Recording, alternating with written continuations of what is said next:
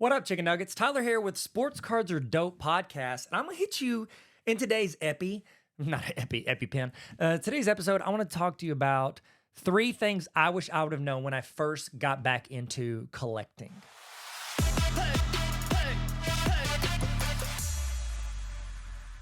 I'm just gonna jump in, hit you with my 3, and again, there's more, and I would love this to be a great space for anybody who's been collecting, maybe been in it for a year or 2, maybe you've been in it for 30 years, maybe you never got out of it. You were one of the smart ones and you collected all those MJs during the between years and you sold them and bought a house or 2. So I want you to please give your advice to new collectors in the comments. So if you're a new collector, check the comments. I'm gonna give you my 3, but I would love for this community, especially on YouTube. Apple, if you're on Apple or Spotify for this, first off, thank you. What's up? We love you. But 2, it's a little bit harder to throw the comments. You could rate it 5 stars and then put the comment in there. Hey, new collectors, whatevs, no pressure. Am I pandering for stars? Absolutely, like a constellation. So I want to give you my 3 tips of things I wish I would have known when I first got back into collecting. So number 1 is, and it's not the most important, but it's the one you're going to hear about the most, and it's comps. Comp stands for comparables. If you buy a house, they look up comps. They call them comps as well.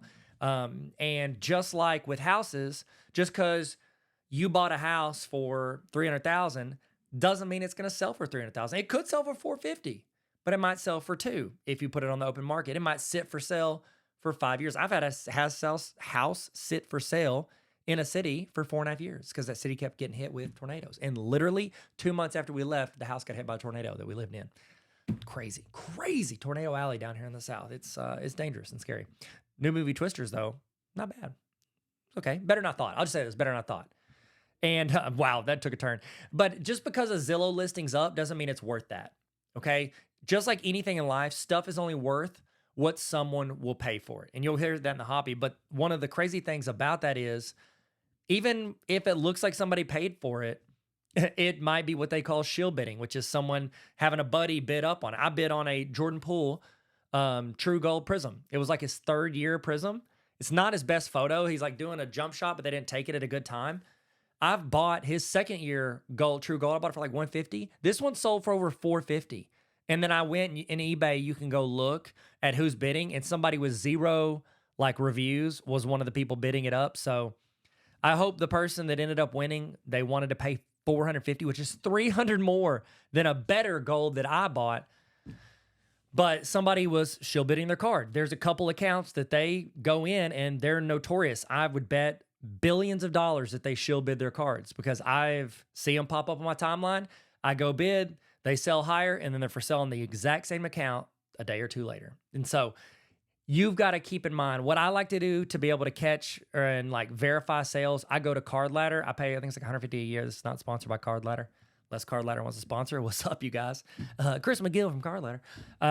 Card Ladder's pretty good because they only do verified sales in theirs. So I do like that. The problem is most people are going to use eBay when it comes to checking sales. Some people do 130 point. I don't like it because it's like built like a bad website from the 90s. And so I'll only use it to figure out what like a best offer accepted sells for. That's a good one for that. But Card Ladder's pretty good. And honestly, I've started getting to where if I'm checking comps, because I don't even hardly check comps anymore at shows, I'm just like, I like it. I like that price. I'll pay for it. But it's just hard because our industry is built so much. Like we're like a walking pawn shop or a walking yard sale where people only pay what somebody wants to offer, and with something like somebody gets a great deal, somebody gets a horrible deal, and then dealers pick and choose which ones, or they use an average. So comps, I'm just gonna say this. My summary to you about comps is they are subjective, based on me, based on you, based on whoever's at the table selling the cards or buying the cards. We all have our own we all have our own measuring device of what we think cards are worth based on what numbers we see. Now, granted, is it easier with cards with a high sell-through rate? Absolutely. Like it's easier to comp a Victor Wembanyama Prism base PSA 10 because there's, 30, 40, 50 of them being sold minimum every day on eBay, which is like the largest place to go buy stuff for sports cards. So that's easier to comp than maybe a Kobe EX credentials, which there's only, there's less than 499 of them because they didn't all survive. And there's 2 or 3 that go a year. So it's a lot harder to comp that because it doesn't show up as much. So what I have is whenever I set up at a show, which I haven't done in a while, I'd like to go back to the Dallas Card Show. I need to go that one and set up again if I can get a table. But at my table, I have a sign. It's got a chicken nugget on it because I go, hey, what's up, chicken nuggets? And on it, it says comps really big. And you'll see people, this is not me, but you'll see people, it's like, comps, don't even tell me what's on your phone. Don't even tell me blah, blah, blah. Like, I want to sell it for what I want to sell it for. That's totally okay. It's their product. They can sell it for whatever they want or not sell it and keep it. You know, a lot of them guys, I have cards, I have priced too high because I want to keep them. A lot of those guys have a price too high. I just don't like when people get mad about where you're comping. And I don't usually get mad or upset about how people comp their cards. I can choose to buy it or not. Where I get upset is whenever you want to use a different rationale for when it's your card versus when it's my card. That's the only time I get really irritated is like, it's worth more because you own it right now versus the exact same card. If I had it in my hands, it would be worth less. That's the only time I get irritated. But I've seen those signs at shows where like, don't tell me about comps. I have a sign at shows that says comps. And underneath it says are crazy and subjective. Which subjective means that, like objective means it's very clear. Everyone would say it based on numbers. It's usually like a quantitative data situation. Like you can really see it. That's objective. Okay. If you hear someone say like, oh, I'm being objective, it means I'm not letting my opinion or biases get into this. Subjective means it's all based on, yes, numbers, but also our opinions and our interpretation of that data. For instance, like if you've ever talked to anyone about politics, very often they pull from data and charts that is very subjective in how people talk about what do we contribute that for? That was this president or whatever. That's all very subjective, and that's why there's such a wide-ranging opinion with regards to what those numbers actually mean and who is to get credit for it. Same with sports cards. It's very subjective. So it says comps are crazy and subjective. And then underneath it, I said, let's just talk about it, and I'll probably work with you. And I think it says, unless I have a personal connection to it, which is pretty much all my Jordan Poole cards. So that's my opinion. With comps, don't let someone else dictate how you value your cards. Now, does that mean your cards are going to sell for what you think their value is? No. But if you're okay with that and you're okay with not letting it go for a number under what you think it's worth or what it's going to be worth, that's totally cool. There's no reason to get mad at someone else for valuing their cards higher. I get irritated because like, I want that card. You know what I mean? And I've overpaid. I have clearly overpaid for cards. And I've made a ton of videos where I've overpaid or paid over comps because that's what that person would sell it for. And I wanted it. There's tons of videos I didn't make because I wouldn't come up to that value. So again, comps are crazy and subjective. Find your own lane for how you value them. Number 2 is find your community. Find your community. There's a lot of, like, there are people that do shows here I live near Benton, Arkansas, and they do a Benton card show every 2 or 3 months.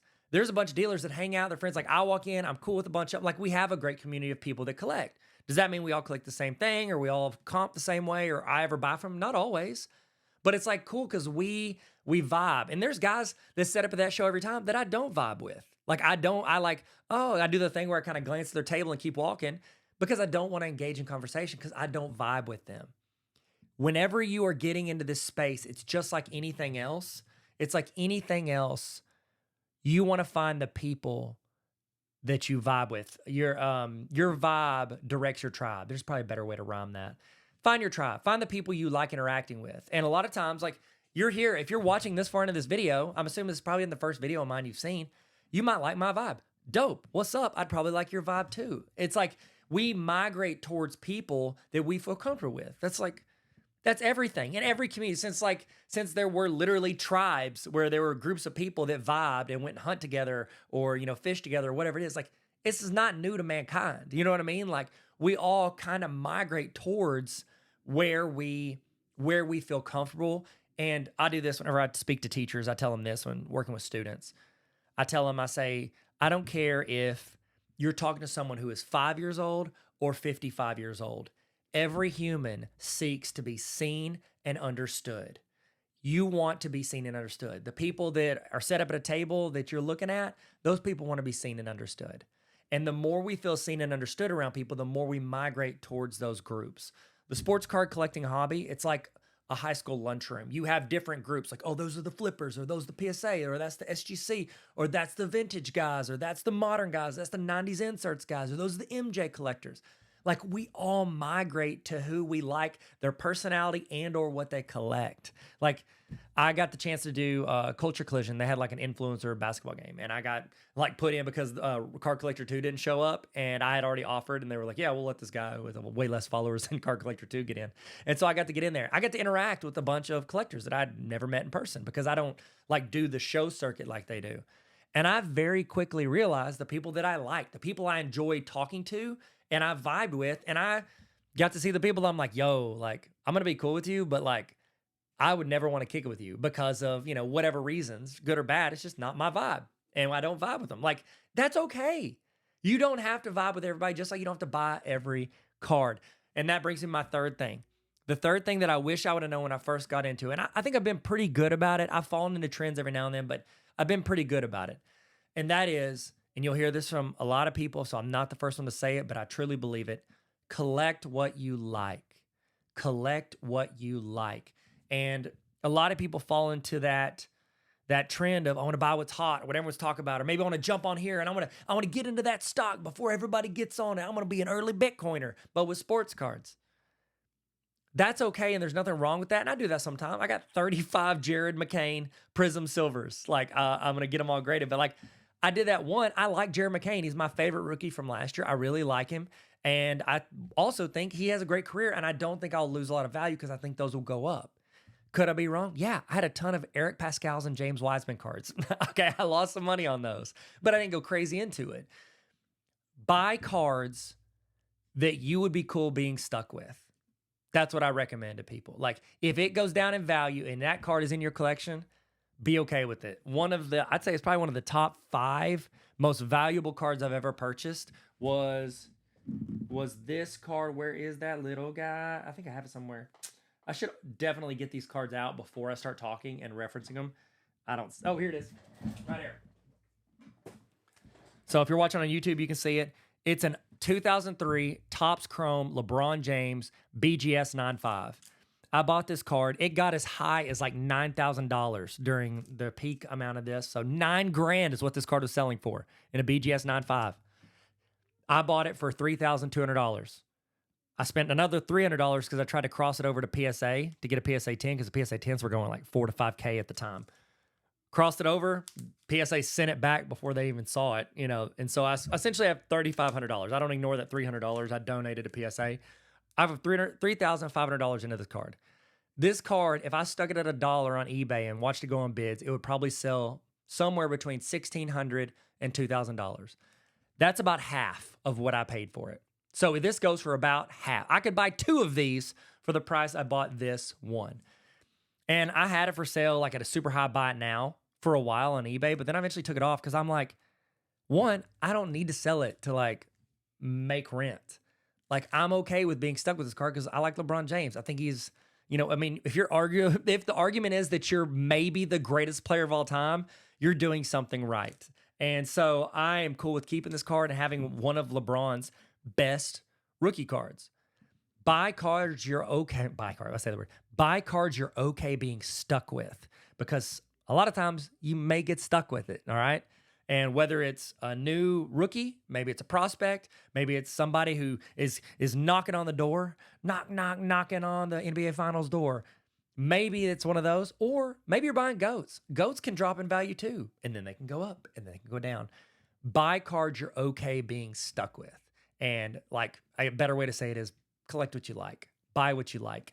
Now, if you don't care about collecting, you just want to flip, you figure out how to make the money. I'm not the guy to tell you that. Don't come sit at my table in the lunchroom because I'm not the guy for flipping. Yeah, I've made money on some cards and I've lost money on some cards. And honestly, because I'd say 95% of the money I spend on cards goes towards personal collection cards. 95% of my cards go to PC.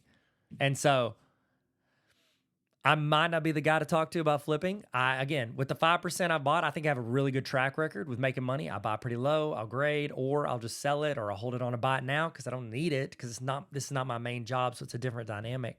And so I'll let it sit on buy it now on eBay. and it could sit for 6 months or a year and then, oh, pops off and sells for what I wanted. Dope. I got what I wanted, or I'm stuck with it. So buy what you like. So I'm going to recap that for you, okay? So 3 things I wish I'd have known when I started. Number 1, comps are subjective.